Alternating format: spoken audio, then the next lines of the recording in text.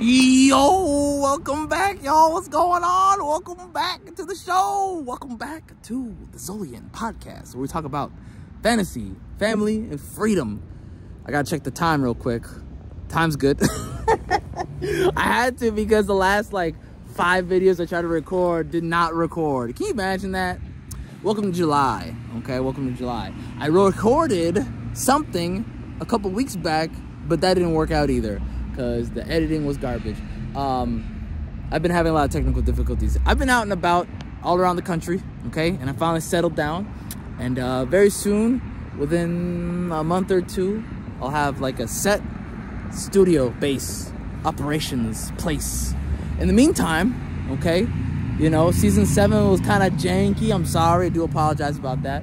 But we were getting back into gear. We're getting back into gear. I have a lot to talk about. I'm a little bit more on edge this time. I have a little bit more of an edge to me, I like to say.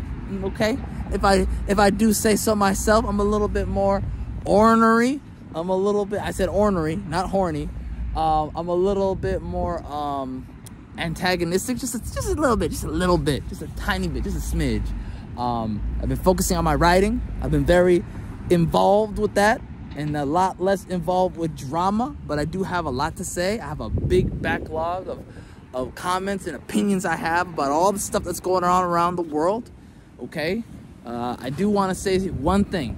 There is a topic right now that is very controversial, and it's only controversial because people like to obfuscate the conversation, and I really hate it. I really hate this kind of argument. In fact, at some point I might make a political alignment chart. I've been working on that lately, where it saved me a lot of time. Okay, it's like a toolkit for me. I like to make a lot of different charts. I like to think in charts. That's how I think. So I look at the chart and I say to myself, this person is one of these things. When I have a conversation with people, I look at the chart and I say, this person might be this person. And if that is correct, after having a little bit of conversation with them, I'm able to kind of understand where they're coming from.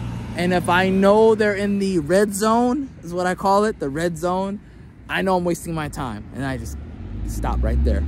It saved me so much time. I actually stopped having arguments because of that. Okay, I'm not trying to brag, but I am a big fan of saving time. Okay, life is short. All right, I could be writing. All right, I don't like to have arguments with people, especially if I'm not learning from it. That's a big takeaway for me. If I don't learn from it, if I don't get something out of it, if you don't give me some juice, all right, if I don't get that sweet knowledge, I'm out of here, man. What am I doing? What am I wasting my time for? Okay, I'm not gonna waste your time. Don't waste my time. That's how I am. That's who I am. Respect people's time. Okay, and I said respect with a T, not respect with a CK, which is what I've been hearing lately in this metropolitan nightmare.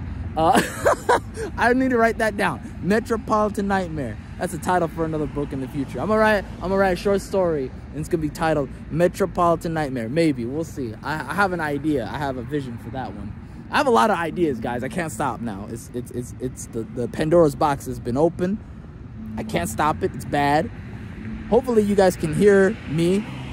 The last recording I did about a couple weeks ago that was supposed to go out today, the audio is garbage. I mean, I could still put it out if you want me to put it out. I have some things to say. That one was about Chris Claremont. Maybe I can recollect that. It's hard to do that. Recollect what you were originally thinking about.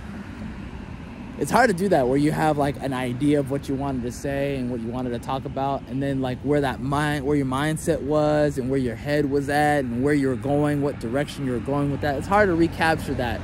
So every recording is different, in my opinion. Let me know what you think.